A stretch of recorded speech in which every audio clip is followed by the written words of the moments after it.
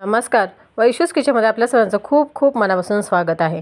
आज आपण पुन्हा एकदा मी एक पराठ्याची एक वेगळ्या पद्धतीने बनवलेली रेसिपी घेऊन आलेले आहोत.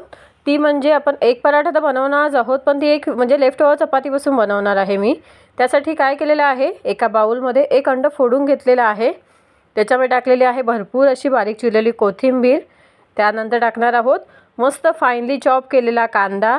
त्याचबरोबर टाकणार आहोत फाईनली चॉप केलेला टोमॅटो. अंडा पराठा काही वेगळा असा नाही आहे, ऑमलेट सेम असा आहे, पराठाही तोच आहे, फक्त थोडंसं एक वेगळी पद्धत आहे. बाकी त्याच्यात नवीन असं काहीच नाही आहे. त्याच्यामध्ये टाकलेलं आहे चिली फ्लेक्स. तुम्ही इथे चिली फ्लेक्स टाकलेलं आहे. तुम्हाला हिरवी मिरची बारीक चिरून टाकायची असेल तर तुम्ही तीही टाकू शकता. त्यानंतर चवीनुसार मीठ टाकलेलं आहे. मस्त असं फेटायचं आहे फोकच्या साह्याने. छान एकजीव करून घ्यायचं आहे सगळं मिश्रण.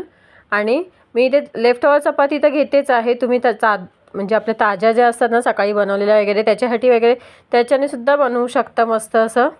त्यानंतर थोडीशी हळद टाकते आहे, छान कलर येतो याच्याने. आणि पुन्हा एकदा छान मिक्स करून घेणार आहे.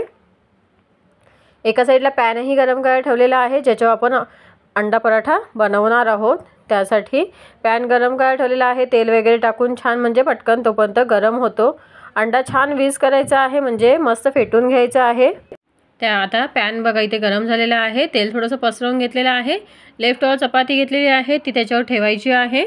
एक चपाती खाली ठेवायची आहे. त्याच्यामध्ये आता आपण अंड्याचं मिश्रण जे आहे ना फेटलेलं, जे सगळं कांदा टोमॅटो वगैरे टाकून ते आता त्याच्यावर टाकायचं आहे, म्हणजे चपातीच्या वरती टाकायचं आहे.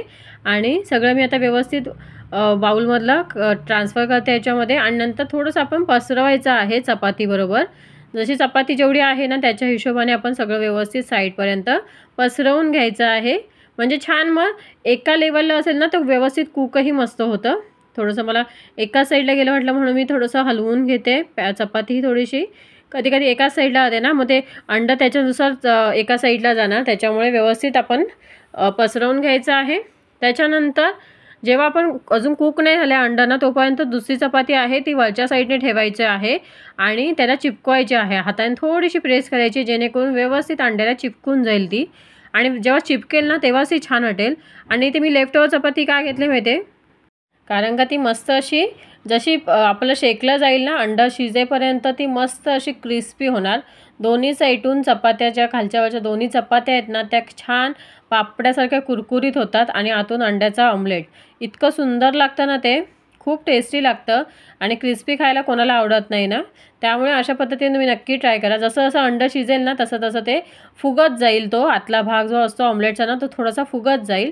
आणि थोडंसं दाबामध्ये आपण छान शेकवून घ्यायचं आहे, जेणेकरून प्रत्येक आतून अंडं कुठेही कच्चं राहता कामा नये. कारण का आपण चपातींच्या मध्ये टाकलेलं आहे अंडं, त्यामुळे आपल्याला कुक झालं की नाही तेही कळणार नाही.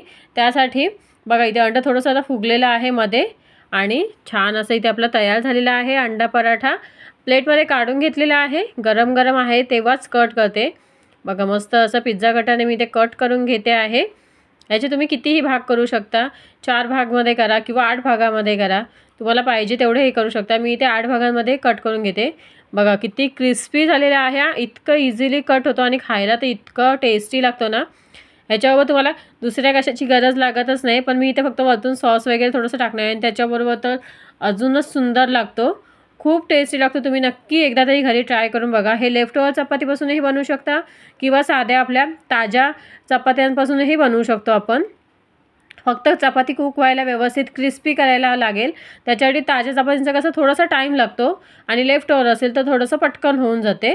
त्यासाठी लेफ्ट ओव्हर चपातीचं तर अजूनच खूप टेस्टी लागतो. आणि उरलेल्या चपातींचा आपण सकाळसाठी अशा पद्धतीने नाश्ता नक्कीच बनवू शकतो. वाया घालवण्यापेक्षा आपण अशा पद्धतीचं नक्की बनवून एन्जॉय करू शकतो.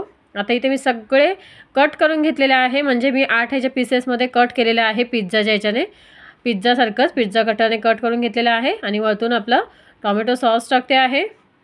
खूप सुंदर लागतं.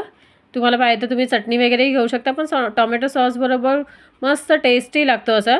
आणि आता हा याचा फायनल लुक बघा किती सुंदर आलेला आहे. तुम्ही नक्की ट्राय करा. घरच्यांना तुम्हाला लहानांपासून मोठ्यांना नक्की आवडेल. आणि अशा पद्धतीने बनवाल ना तर कोणतीही चपाती वगैरे कधीच वाया जाणार नाही. आणि त्याच्यामुळे इतकं सुंदर. आणि आतमध्येपर्यंत बघा अंड प्रॉपर कुक झालेलं आहे. कसा वाटला मग आजचा हा व्हिडिओ, आजची ही रेसिपी माझी? आय होप तुम्हाला आवडले असेल. व्हिडिओ आवडल्यास व्हिडिओला लाईक, शेअर आणि सबस्क्राईब करायला विसरू नका. आता भेटू आपण एक नवीन रेसिपी घेऊन एका नवीन व्हिडिओमध्ये. तोपर्यंत बाय बाय.